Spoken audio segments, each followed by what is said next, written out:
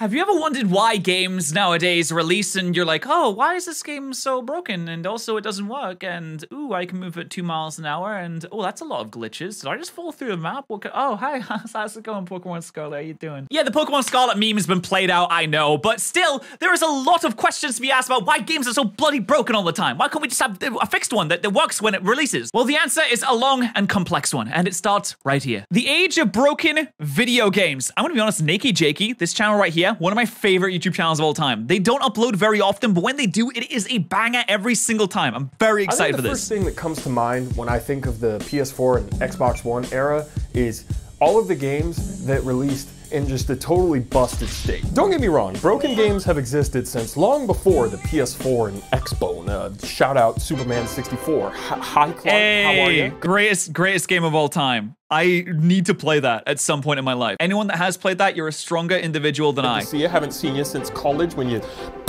lasered that professor. But there definitely weren't nearly as many big budget AAA busters. You know, Big Rigs is barely comprehensible. Is this such a problem in the PS3 and Xbox 360 era? Because I feel like it wasn't. Like, the last era of video games had so many massive AAA busts, it was crazy. I understand, I think I know why it is though. I'm pretty sure the reason why is because they're putting so much money and effort into making the games bigger and bigger and bigger and more technologically advanced and more graphically advanced and bigger features and more stuff and more marketing and more and more and more, that it puts way too much pressure on the developers to make something that's squeaky clean and devoid of any kind of flaws whatsoever. And it gets shipped because they don't have enough time to make the game because the executives are like, I need money now, please. So they ship the game when it's not ready, but they want it to be bigger and better than ever so they can market it and lie about it all the time. And then the video game comes out and it's all broken. That's the problem is the greedy executives.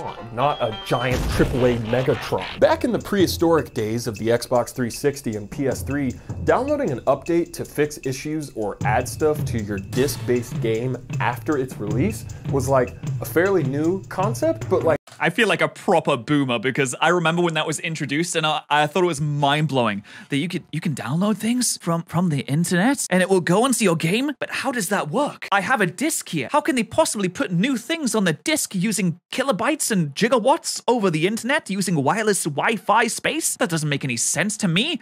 I don't understand. It's actually a pretty cool concept. Wait, so the interweb can make my already legendary game even more legendary by downloading this epic Chuck Norris update? That's pretty like a boss.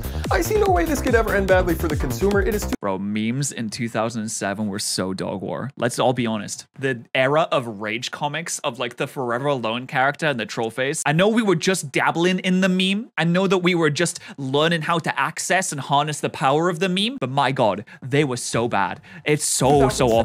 To be honest though, I bet in like 13 years, we're gonna look back at the memes today. We're gonna look back at the Vine boom sound and be like, wow, that's cringe. Because honestly, they're right. Saw Michael Clayton. But nowadays, the disc inside that case you just bought is practically dead weight the second you've installed the game and downloaded the likely necessary giant update full of fixes not included on the disc. Because the disc was actually manufactured months prior to the game's set release date, and the developers kept working on stuff during that time, likely because the publisher set the release date way too early and we're just like, it's fine, everyone has the internet, you'll fix it in time, just never stop working.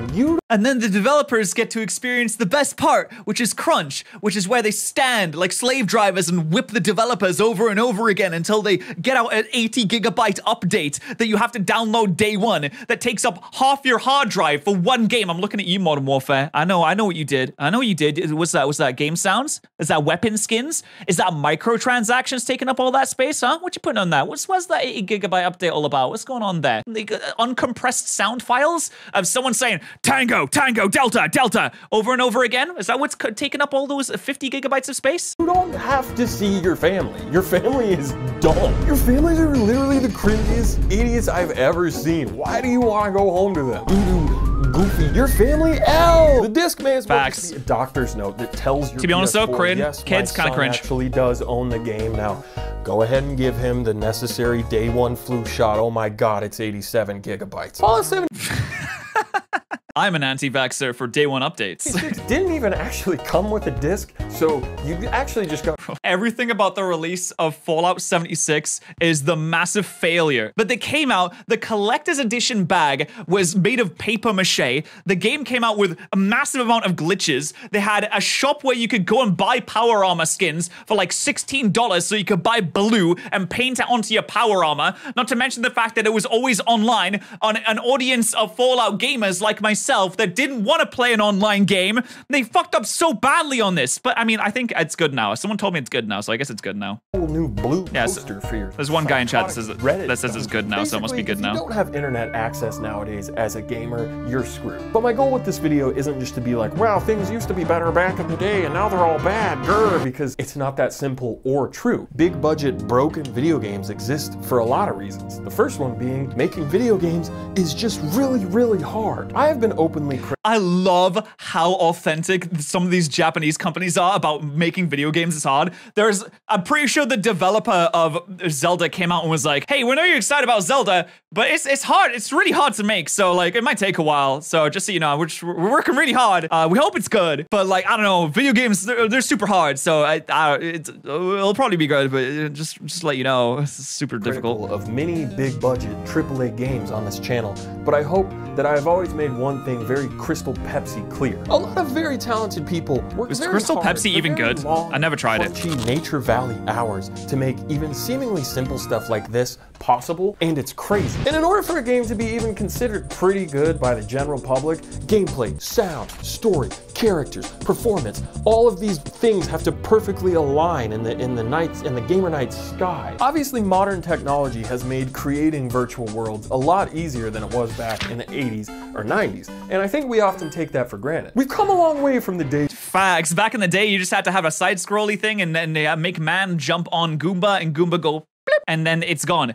And now you need a score to back up the fact that you're just done several animations that took an entire warehouse of people to record that then culminates in the final attack that has 7 billion calculations behind it to judge damage, to attack, and then you have to do 7 billion more animations as the enemy dies, and then you have to have the sound effects and the collision in the world and the meshing. All of it has to come together, whereas in the past it was man jump on Goomba. Bloop, congrats, you did it. You killed the Goomba. Days where 3D was a bit more of a fluid, abstract concept like jazz, and you aimed a gun with the same finger you drove James Bond with. But with better tools and better hardware comes bigger projects, with bigger budgets, with bigger teams, with bigger lists of bigger problems that your big ass better fix with your big tractor. And if you've ever been hanging out with a big group, you know that even doing something as simple as deciding where to go for dinner can quickly become a f***ing boss fight. Especially when your friend's mom, who's paying for the dinner, has all these crappy dinner demands because she's trying to satisfy her dinner shareholders. This metaphor is getting a little goofy.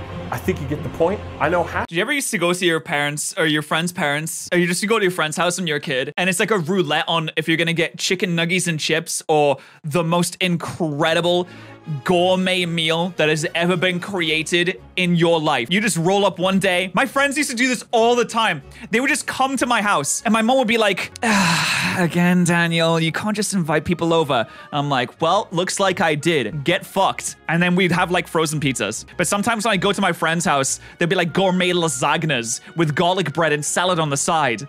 You were just thinking about Michael Clayton still. So I think the first obvious reason for AAA games releasing in a broken state is that game development is just insanely hard and requires so much dedicated collaboration and efficient time management, and it's a miracle that any video game ever gets finished and even exists at all, and all video games should go to heaven. The second reason is true.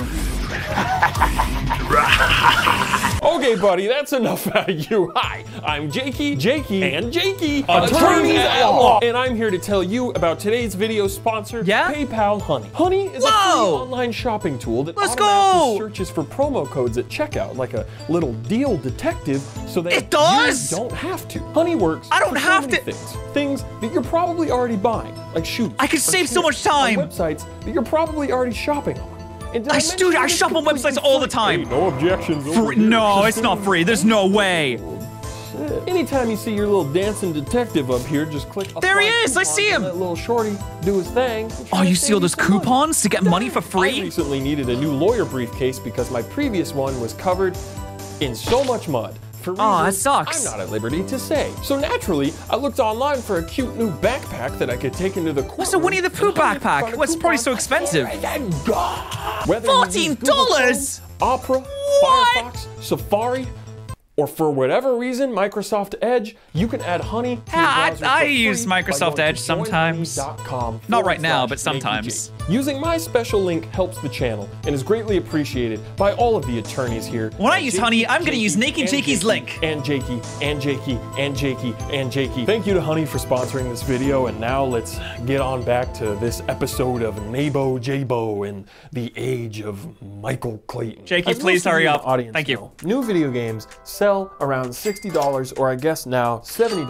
on PS5 and Xbox Series S. Bro, I saw they started charging like £70 for a game. That's insane. Converted, that's like $90. I know Australians have to pay like $2,000 or whatever their exchange rate is because they have monopoly money. X, why the f did they call them that? And it's been around that $50 to $60 price point for a while, even though AAA games take way longer to make now and have way bigger budgets. I remember when I used to walk into my local game shop that wasn't even a brand, it wasn't even a chain like Game or GameStop or anything like that. It was just a local game shop, and you could buy a 3DS game or like a Nintendo DS game for 30 quid. Oh, those what good old days they were. Back in the day when I was star quarterback. So because of all that, and also inflation, in some cases, it's kind of a steal. Grr, to I get hate a game inflation. Like Elden Ring for only $60 when Eternal Ring was $50 23 years ago.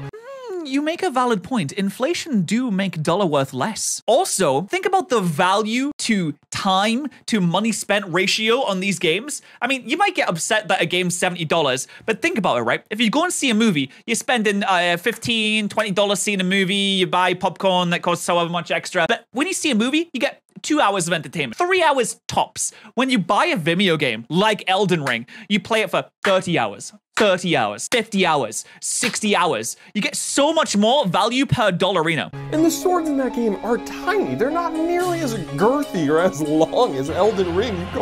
You go out in public. I need to play Elden Ring. I've never played it. Kick your ass. Donkey Online has a really good video about video game pricing that you should go watch later, but not right now. If you leave, Donkey's brilliant. How I learned how to spin. I'm gonna spin later. He's gonna spin? You're gonna wanna see that. So if you're a company whose main priority at the end of the day is just to generate as much profit as humanly possible, mobile games. why not cut a few corners, you know? Mobile games. Assuming that your reputation Just make mobile isn't games. all that important to you. No, seriously, if you want to make money, just make mobile games. It's so easy to make money with mobile games. Free to play mobile games. Just make it something that appeals to kids.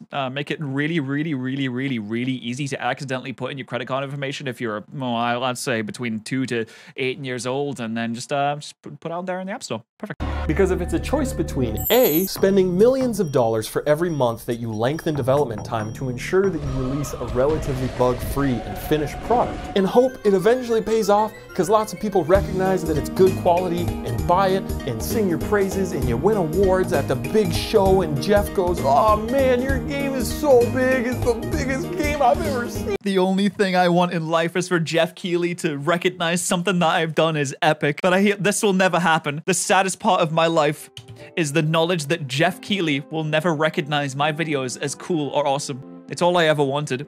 Every time I watch the Game Awards, I think, maybe this year is the year that I get nominated for Streamer of the Year. And another year goes by with no nomination of Streamer of the Year and Valkyrie wins instead.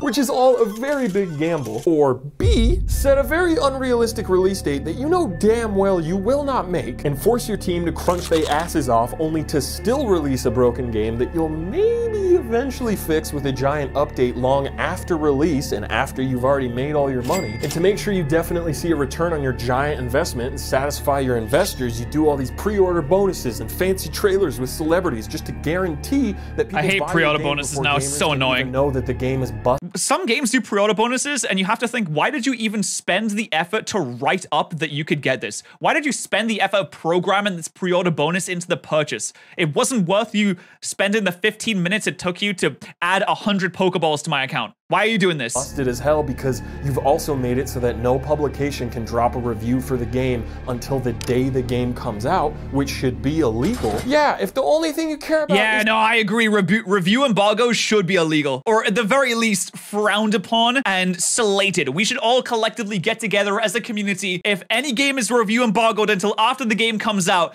then we say boo and we throw like tomatoes at them, rotten tomatoes and rotten eggs. We're gonna save up all the rotten eggs all year just to throw them at video game developers when they do review embargoes. Sales in your quarterly reports, you're definitely planting at bomb site B, just like Ubisoft and EA and Bethesda and Square Enix and Activision and CD Projekt Red and Microsoft. Like several times. You very rarely see Sony or Nintendo or Rockstar publish a big broken unfinished mess because they know that their reputation is a big reason people purchase games that have their cute little sexy logos. Does Sony really not publish bad games? Ghost of Tsushima, Spider-Man, God of War, all of these Sony exclusives released in relatively bug-free and complete state. Yeah, I guess they are really good. And usually Nintendo games are spotless. Usually. Usually Nintendo games are spotless. But I guess Pokemon's not a first-party Nintendo franchise. And, well, Days Gone was iffy, but we don't have to talk about Days Gone. Yeah, I said your name, sweetie. Now go back to bed, okay? Doesn't mean that those devs didn't have to crunch like hell to reach the finish line. No, unfortunately, crunch is a huge problem across the entire industry, and even Golden Girl publishers and developers like Sony and Naughty Dog aren't exceptions to that. It's still very much not. But actually, Nintendo does get a W because they're pretty good with crunch and stuff like that. From what I've heard, that Nintendo and the Japanese companies don't do crunch as much, but I've also heard that the Japanese work culture in general is really bad and they force you to work overtime. So maybe crunch is just built into working in Japan regardless. So they can say, oh no, we don't do crunch. We just do the normal working routine, when the normal working routine is staying for 16 hours and sucking your boss's feet when they ask you to really nicely. Deal. But apparently even Golden Girls like Nintendo or Rockstar, companies with some of the highest rated games of all time under their championship belt, they push site B too. It's B, rush B, rotate B, rotate B. The GTA Definitive Trilogy was one of the most appalling. Oh, that was abysmal. Of a beloved franchise that the world has ever seen. Dude, look at him. Rockstar, the company that put out this game. And 3 number 9s. And this game. And number 5 large. This game. And fucking even this game is amazing. And you know money isn't tight with how much of a cash cow GTA 5 continues to be 10 years later. Like, this isn't an indie publisher rushing out Hog Simulator 3 because they're strapped for cash after their Kickstarter But they should. failed. That sounds awesome. This is Rockstar. It's just greed. I don't know if it falls on Rockstar or their parent company Take-Two, but at some point, someone or someones somewhere said, "F it, we'll do it live!" And Nintendo, they just published the 2 lowest rated There it is. Pokemon games to There ever it exist. is. Games now famous online for their hilarious bugs. And I ain't talking about Caterpie. And even if there's a fun game buried underneath all the bugs, it should be illegal to advertise and sell a product in this. You know what's crazy? They didn't fix the game yet. As far as I know, the updates that they've released haven't actually done anything to truly address the performance issues and the massive amount of bugs. They have fixed some bugs. To their credit, they fixed a lot of bugs. They fixed a lot of the game-breaking bugs, I think. But the performance issues are still rife to this day. They haven't fixed it. So it's scary. This state. And that brings me to my final reason that I think broken AAA games will continue to exist. They can't fix performance issues without better hardware? Yeah, no, they can. I hate making the Breath of the Wild comparison because it's basically a meme at this point when everyone says the same thing over and over again. But Breath of the Wild didn't have the same issues. In fact, I don't think most big open world games released on the hardware have that kind of performance issues. It's not like it's impossible to make a game good. I think they just don't know how to. I don't know. This may be me being mean to Game Freak, but at this point, I think that they maybe don't know how to. In my ads and video games video, but oh my God, stop pre-ordering games. That's why these companies keep promising to serve you hot lunch square pizza and then go, psych, you're getting swapped! Because they know the average consumer is gullible as hell and overly trusting and super loyal to their favorite thing, and they prey on those sensibilities to make sure that your money ends up in their pocket.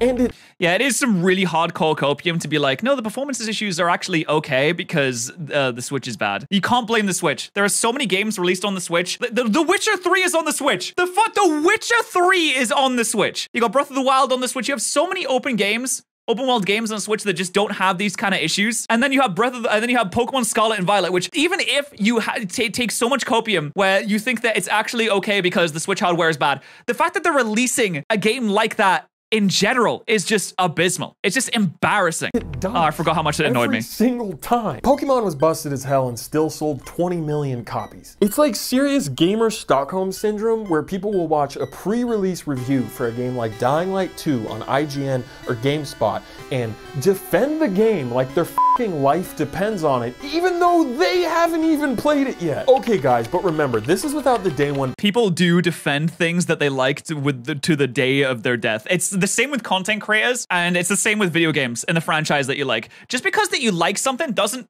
it really shouldn't change how you see a certain topic about a franchise just because it's part of the thing that you like. And if you dislike something, on the other hand, because someone said something but you dislike the person, you immediately think that that thing that they said is worse. Or if you like someone, if they say something bad, you have more of a leniency. It's easier to let it slide if it's someone that you like. Because we all have our biases. That's just human bias at the end of the day, you know? We all know those usually fix everything. You can't spell ignorant without IGN or ants. And even months after the damage is done and a broken product, IGN gets a lot of slander. Copies because apparently gamers have toasters for a lot of it's valid. People in the comments will once again applaud and defend companies like EA or CD Projekt Red for sticking with their game and fixing it long after release, which it's like, I guess that deserves some level of praise, maybe? You know what I mean? It's like you buy a taco. The praise on No Man's Sky does make me very, very, very... It's really funny because the game should have been released in the state that it's in now. They shouldn't really be applauded for being like, you released a dog shit game. But hey, at least you eventually went back and fixed it like 2 years later, so now it's good. Thanks for doing that. You guys are so awesome. Thank you. For the full price, because you were advertised a full taco on the fucking taco screen. And when you get that taco, you open up the greasy paper just to see a busted ass half taco shell with only beans on it. Only beans. Oops, all beans. And then 6 months later, a Taco Bell employee rings your doorbell and gives you the other half of that busted taco that still doesn't have all the meat on it that they promised. And your response is to start But clapping? like, it's a little better though. What the f? And don't get me wrong, definitely throw love to the And then you go online and you argue on Twitter to people that don't like Taco Bell about how it's actually okay that Taco Bell didn't give you the cheese that you originally ordered because, you know, it's hard to make them sometimes. And also, I really like the beans anyway, so I don't really care that much that I only got the beans. And I got the cheese later, and the cheese is also super good, so you should stop saying bad things about Taco Bell because it's actually really awesome. Individual devs that actually got in the crunchy taco shell trenches and coded this broken mess back together. But give zero f***ing credit to the shitty overlord Taco Bell EA Corporation responsible for that broken taco that you paid full price for in the first place. God damn it, I need a taco or at least a churro to the throat. God. A lot of initially broken I love Jakey's videos so much. Eventually blossom into really good ones like No Man's Sky, Master Chief Collection. Final Fantasy XIV was like completely reborn, pun intended, and people love it now, and that's awesome. But this cycle will repeat as long as gamers continue to buy games and pre-order games before. And they'll never stop. The one thing that gamers will always do is pretend like they're gonna do something and then completely go against their own values and ideals and do the other thing. I remember that one image. Case in points, boycott Modern Warfare 2 Steam list. We want dedicated servers. And what is every single goddamn person in this playing? Oh, so we got Modern Warfare 2, we got Modern Warfare 2, we got Modern Warfare 2, and we got Modern Warfare 2 here. We got a few Modern Warfare 2 players over here as well. Let's take a look at the next one. Oh, we got Modern Warfare 2. Oh, Counter-Strike, someone's boycotting it. Nice, nice. Football Manager 2010, kind of based. And then we got a whole lot more Modern Warfare 2. So gamers will get really, really angry about something and then completely forget about it and spend their money again. Or even knowing if it runs as well as the pudding on their treadmill. The only possible change starts with you and what you choose to spend your money on. Otherwise, we're just gonna keep getting anthems shoved into our ant holes. But you know what they say, you can't spell Nakey Jakey without Jane. Or that's right! Kevin. I'm gonna start uploading more stuff to Jaquan the Jequel, so if you want to go subscribe to my Twitter. That's right! Nakey Jakey, I absolutely love your videos. You make very good points. Very fantastic, very smart. Do you pre-order games? Maybe you shouldn't.